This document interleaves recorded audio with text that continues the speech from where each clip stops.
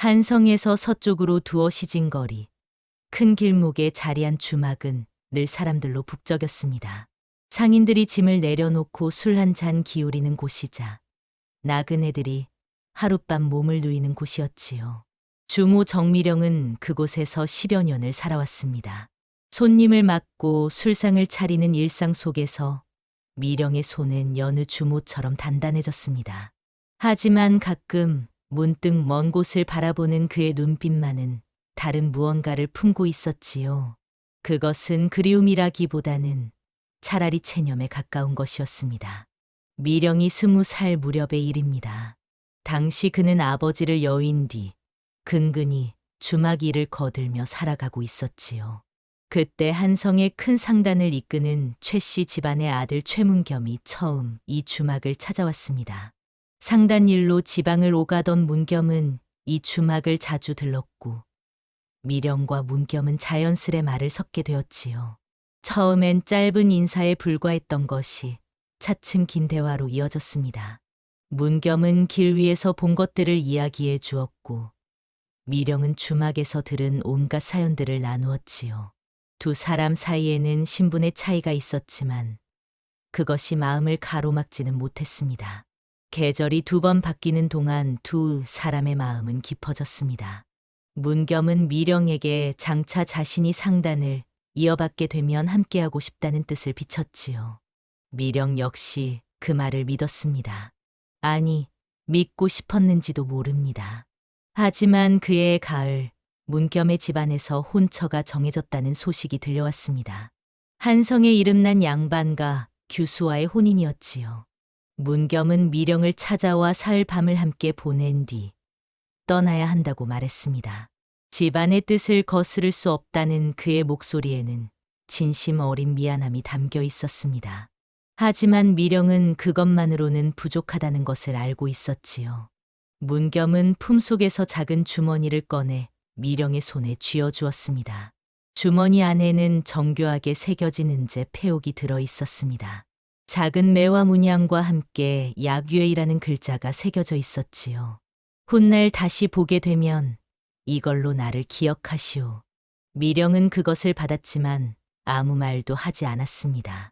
무슨 말을 해야 할지 몰랐던 것인지 아니면 할 말이 없었던 것인지.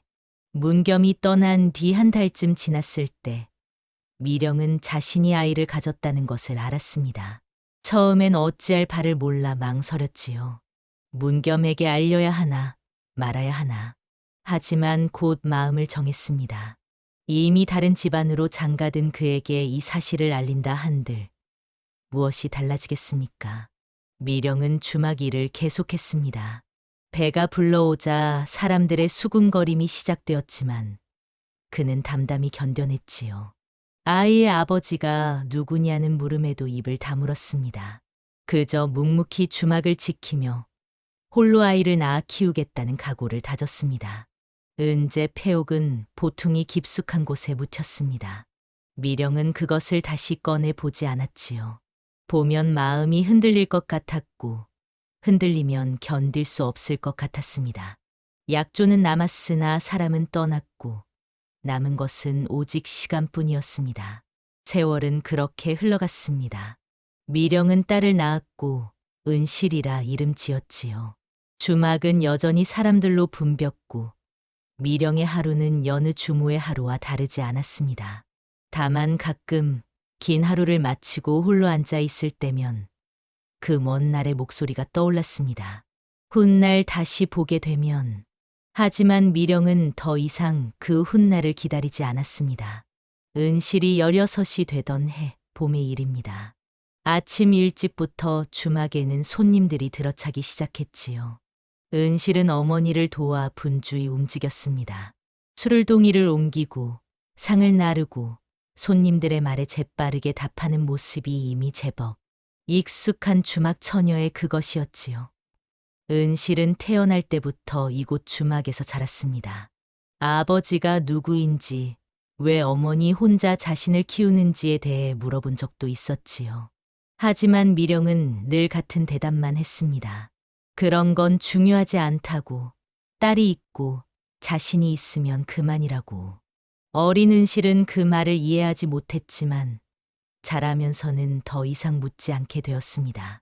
주막에서 일하다 보면 온갖 사연을 가진 사람들을 만나게 되었지요. 누구에게나 말하기 어려운 과거가 있다는 것을 은실은 일찍부터 배웠습니다. 그날도 여느 날과 다르지 않았습니다.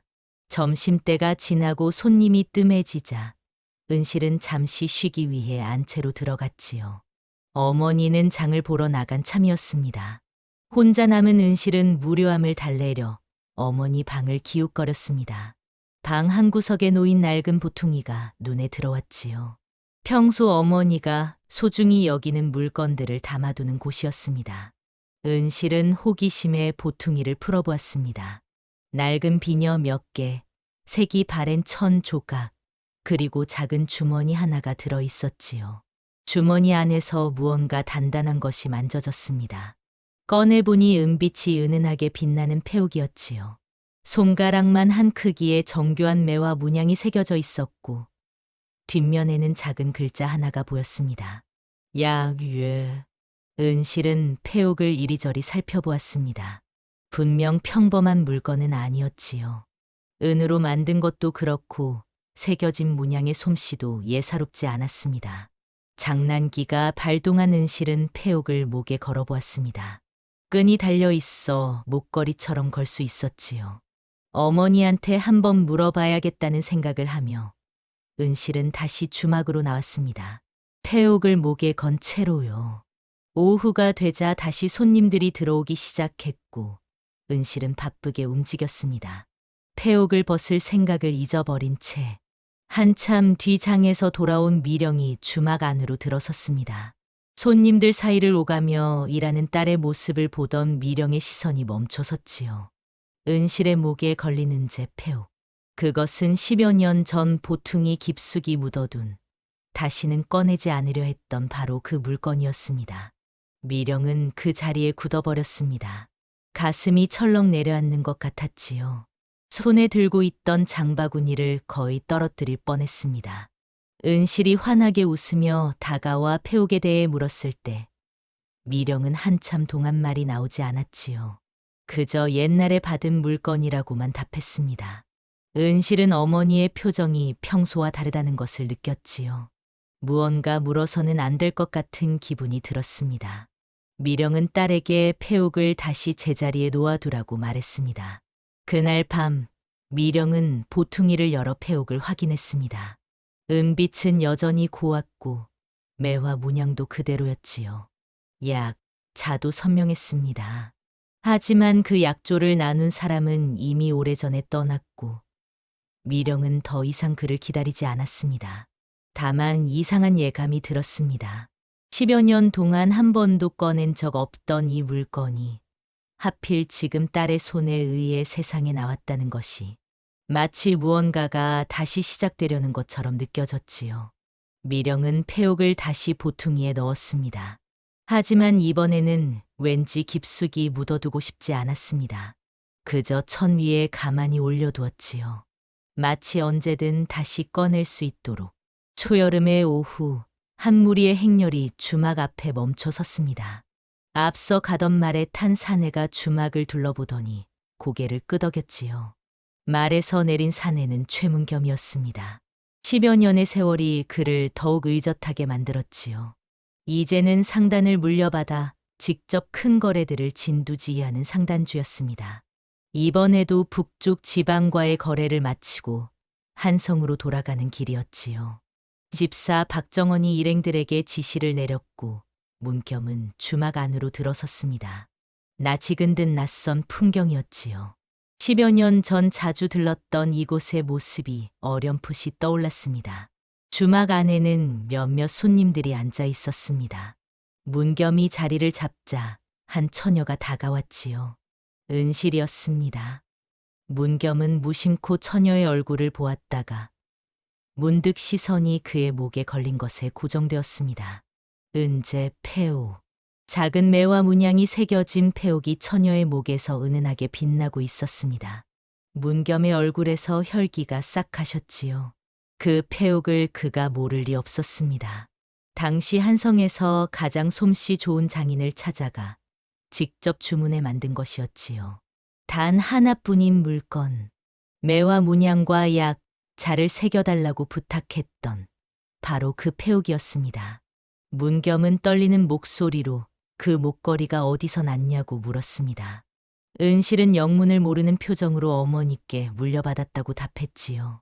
어머니가 정미령이라는 말을 들은 순간 문겸은 모든 것을 깨달았습니다. 정미령. 10여 년 전 이곳에서 만났던, 사랑했던, 그리고 떠나야만 했던 그 사람. 그렇다면 이 처녀는 은실이 물을 가지러 가는 사이 문겸은 집사를 불렀습니다. 이 주막과 주모에 대해 알아보라고, 특히 저 처녀가 몇 살인지 알아보라고 지시했지요. 박정원은 주인의 표정이 심상치 않음을 알아차렸습니다. 물을 가져온 은실에게 문겸은 몇 가지를 더 물었습니다. 주막을 언제부터 했는지, 어머니와 단둘이 사는지, 아버지는 어디 계신지. 은실은 순진하게 대답했습니다. 아버님은 자신이 태어나기 전에 돌아가셨다고 들었다고. 문겸은 더 이상 말을 잇지 못했습니다. 가슴 속에서 무언가가 무너져 내리는 것 같았지요. 해가 기울 무렵 박정원이 조심스럽게 다가와 알아본 내용을 전했습니다. 주모 정미령은 10여 년 전부터 혼자 이 주막을 꾸려왔다고. 그리고 딸 은실은 올해 16이라고. 문겸이 이곳을 떠난 지 꼭 그만큼의 시간이 흘렀습니다. 더 이상 의심할 여지가 없었지요. 은실은 그의 딸이었습니다. 자신도 모르는 사이에 태어나 자신의 이름도 모른 채 자라온 딸. 문겸은 한동안 아무 말도 할 수 없었습니다. 후회와 죄책감, 그리고 두려움이 동시에 밀려왔지요. 자신이 떠난 뒤 미령이 홀로 아이를 낳아 키웠다는 것. 그 오랜 세월 동안 한 번도 찾아오지 않았던 자신을 원망하며 살았을 것이라는 것. 그날 밤 문겸은 주막에 머물기로 했습니다. 아니, 머물 수밖에 없었지요. 10여 년 전 자신이 남기고 간 약조가 이제야 그를 다시 이곳으로 불러들인 것입니다. 폐옥이 딸의 목에 걸려 세상에 나온 그날, 운명의 수레바퀴는 다시 굴러가기 시작했습니다. 저녁 무렵 주막의 손님들이 하나둘 떠나고 고요가 내려앉았습니다. 미령은 마루에 앉아 장부를 정리하고 있었지요. 은실은 안채에서 쉬고 있었고 주막에는 묵어가는 손님 몇만 남아 있었습니다. 그때 누군가 조심스럽게 다가오는 기척이 들렸습니다. 잠시 이야기를 나눌 수 있겠느냐는 목소리. 낯익은 듯한 그 목소리에 미령의 손이 멈췄습니다. 고개를 들자 어둠 속에서 한 사내의 윤곽이 보였지요. 사내가 한 걸음 더 가까이 다가오자 등잔 불빛에 그의 얼굴이 드러났습니다. 최문겸이었습니다. 미령은 붓을 놓았습니다. 10여 년이라는 시간이 두 사람 사이를 가로막고 있었지요. 문겸은 세월의 무게를 견딘 얼굴로 서 있었고 미령은 묵묵히 그를 바라보았습니다. 오랜만이라는 말. 미령의 목소리는 평온했습니다. 놀라거나 당황하는 기색이 없었지요. 마치 언젠가는 올 줄 알고 있었다는 듯. 문겸이 자리에 앉았습니다. 두 사람 사이에 침묵이 흘렀지요. 무슨 말부터 꺼내야 할지, 어디서부터 풀어야 할지 알 수 없는 침묵이었습니다. 문겸은 오늘 낮에 은실을 보았다고 말했습니다. 목에 폐옥을 하고 있더라고. 그 아이가 자신의 딸이냐고 물었지요. 미령은 대답하지 않았습니다. 대답할 필요가 없었지요. 침묵 자체가 대답이었습니다. 왜 알리지 않았느냐는 문겸의 물음에 미령은 담담하면서도 날카롭게 답했습니다. 알렸다면 무엇이 달라졌겠느냐고. 당신은 이미 다른 집안으로 장가들었고 새로운 가정을 꾸렸을 것이라고. 그런 당신에게 아이 소식을 전한다 한들 그저 짐이 되었을 뿐이라고. 문겸은 그런 뜻이 아니었다고 말하려 했지만 미령이 그의 말을 끊었습니다. 알고 있다고. 당신이 나쁜 사람이 아니라는 것쯤은. 다만 우리는 서로 다른 자리에 있었고 그 사실을 인정하는 것이 현명하다고 생각했을 뿐이라고. 그날 이후 나는 기다리지 않았습니다. 그 말이 문겸의 가슴에 박혔습니다. 기다리지 않았다는 것. 그것은 곧 포기했다는 뜻이었지요. 자신을, 그 약조를, 그 모든 것을 포기하고 살아왔다는. 문겸은 진심으로 미안하다고 말했습니다. 미령은 사과가 필요한 건 아니라고 답했지요. 당신이 떠난 뒤 아이를 낳았고 키웠다고. 힘들었지만 후회하지는 않는다고. 은실은 자신의 삶의 전부였으니까. 이제라도 책임을 지고 싶다는 문겸의 말에 미령이 처음으로 표정을 바꿨습니다. 쓸쓸한 미소였지요. 책임은 말이 아니라 시간의 문제입니다. 당신이 지금 무슨 말을 하든 이미 지나간 10여 년을 돌이킬 수는 없습니다. 문겸은 아무 말도 할 수 없었습니다. 미령의 말이 옳았지요. 지금 와서 책임을 운운하는 것이 얼마나 무의미한지 그도 알고 있었습니다. 하지만 은실에게는 아버지를 알 권리가 있지 않겠느냐고 말했을 때 미령은 그것은 은실이 정할 일이라고 답했습니다. 바로 그때 안채에서 은실이 나왔습니다. 물소리를 들으러 나온 참이었지요. 마루에 앉아 이야기를 나누는 어머니와 낮에 왔던 손님을 보고 발걸음을 멈췄습니다. 은실이 다가왔습니다. 문겸은 딸을 마주 보았지요. 가까이서 보니 미령의 모습이 많이 닮아 있었습니다. 하지만 어딘가에는 자신의 흔적도 있었습니다. 눈매와 입꼬리, 그리고 서 있는 자세까지. 미령은 잠시 망설이다가 입을 열었습니다. 이분이 내 아버지라고. 은실은 눈이 휘둥그레졌지요. 마치 뭔가 잘못 들은 것 같은 표정이었습니다. 믿기지 않는다는 얼굴로 어머니와 문겸을 번갈아 보았습니다. 미령이 다시 말했습니다. 사실이라고. 내가 태어나기 전에 자신과 이분은 서로 알던 사이였다고. 은실은 한참 동안 말이 없었습니다. 그저 문겸을 바라볼 뿐이었지요. 처음으로 아버지와 딸이 서로를 마주한 순간이었습니다. 문겸은 천천히 이야기를 시작했습니다. 10여 년 전 미령과의 사랑, 집안의 혼사, 이별의 순간까지. 그리고 오늘 은실의 목에 걸린 폐옥을 보고 모든 것을 알게 된 일까지. 그 폐옥은 자신이 미령에게 드린 것이었다고, 약조의 증표였다고. 은실은 자신의 목에 걸린 폐옥을 만졌습니다. 그제야 그 물건의 의미를 알게 되었지요. 그럼 어머니는 자신을 혼자 낳으시고 혼자 키우신 것이냐고 물었을 때 미령이 고개를 끄덕였습니다. 은실의 눈에 눈물이 맺혔습니다. 어머니가 얼마나 힘들었을지, 얼마나 많은 것을 견뎌냈을지 상상이 되었지요. 미령은 괜찮다고, 은실이 있어서 행복했다고 말했습니다. 세 사람은 그렇게 밤늦도록 이야기를 나누었습니다. 지나간 시간, 감춰진 진실, 그리고 이제 어떻게 해야 할지에 대해. 폐옥은 여전히 은실의 목에 걸려 있었고, 그것은 이제 단순한 약조가 아니라 세 사람을 이어주는 증표가 되어 있었습니다. 닷새가 지났습니다. 문겸은 그동안 주막 근처에 머물며 은실과 시간을 보냈습니다. 처음에는 서먹했던 두 사람이 조금씩 가까워지는 모습을 미령은 멀리서 지켜보았지요. 문겸은 은실에게 한성의 이야기를 들려주었고 상단의 일에 대해서도 이야기했습니다. 은실은 처음에는 경계하듯 거리를 두었지만 점차 마음을 열어갔습니다. 그도 그럴 것이 문겸은 진심으로 딸을 대하고 있었으니까요. 어느 날 저녁 세 사람은 다시 한자리에 모였습니다. 문겸이 먼저 말을 꺼냈지요. 은실을 한성으로 데려가고 싶다고, 제대로 된 교육을 받게 하고 싶다고, 아버지로서 해줄 수 있는 일을 하고 싶다고. 미령은 대답 대신 딸을 바라보았습니다. 그것은 은실이 정할 일이라고. 은실은 고개를 숙이고 있었지요. 천천히 입을 열었습니다. 아버님의 마음은 감사하지만 자신은 여기가 좋다고, 어머니 곁이 편하다고. 은실은 문겸을 똑바로 바라보며 말했습니다. 아버님을 원망하지 않는다고. 하지만 자신에게는 지금 이 삶이 전부라고. 주막 일도, 어머니도, 이 모든 것이 자신이 알아온 세상이라고. 문겸은 고개를 끄덕였습니다. 무리하게 딸의 삶을 바꾸려 하지는 않겠다고, 다만 아버지로서 할 수 있는 일은 하고 싶다고 말했지요. 은실도 고개를 끄덕였습니다.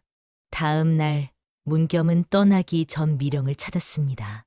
자신은 미령의 삶을 더 이상 흔들고 싶지 않다고, 은실에게는 아버지로서의 몫을 하고 싶지만 그것이 미령에게 짐이 되어서는 안 되겠다고 말했지요.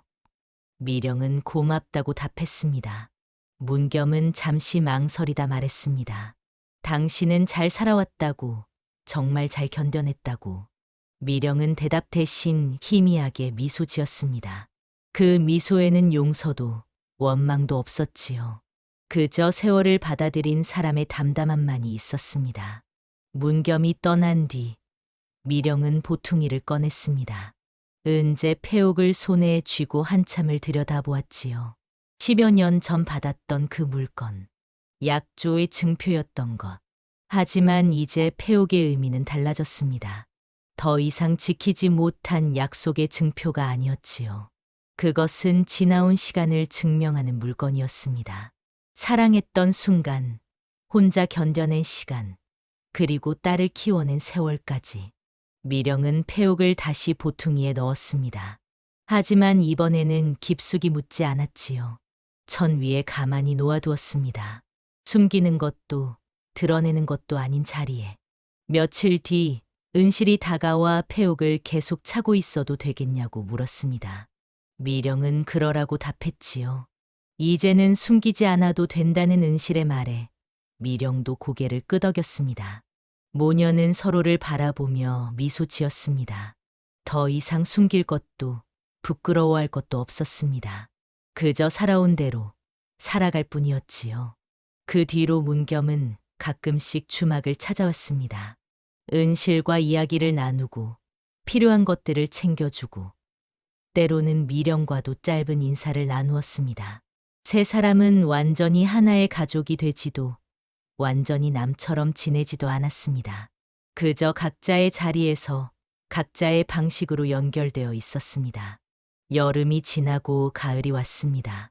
주막은 여전히 사람들로 붐볐고 미령과 은실은 여느 때처럼 주막을 지켰습니다. 다만 이제는 은실의 목에 은재 폐옥이 늘 걸려 있었지요. 손님들이 가끔 그 목걸이에 대해 물으면 은실은 아버지께 물려받은 거라고 답하곤 했습니다. 그 말을 들을 때마다 미령은 씁쓸하면서도 따뜻한 미소를 지었습니다. 약조는 끝내 지켜지지 못했지만 그 약조가 남긴 것들은 여전히 남아 있었습니다. 딸과 함께하는 일상, 가끔 찾아오는 문겸의 모습, 그리고 목에 걸린 은재 폐옥. 세월은 모든 것을 바꾸지만 동시에 남겨두기도 합니다. 세 사람은 그렇게 각자의 자리에서 지나온 시간을 안고 살아갔습니다. 완벽하지는 않지만 나름의 방식으로 서로를 이해하며 어느 날 저녁 문겸이 다시 주막을 찾았을 때였습니다. 은실이 손님들 사이를 오가며 일하는 모습을 보던 그가 미령에게 잘 자랐다고 말했습니다. 미령은 고개만 끄덕였지요. 당신 덕분이라는 문겸의 말에 대답 대신 두 사람의 시선이 은실에게 닿았습니다. 은재 폐옥이 등잔불에 반짝이고 있었습니다. 더 이상 약조가 아닌 그저 시간의 증표로서. 그렇게 주막의 하루는 저물어갔고 새로운 날이 밝아올 준비를 하고 있었습니다.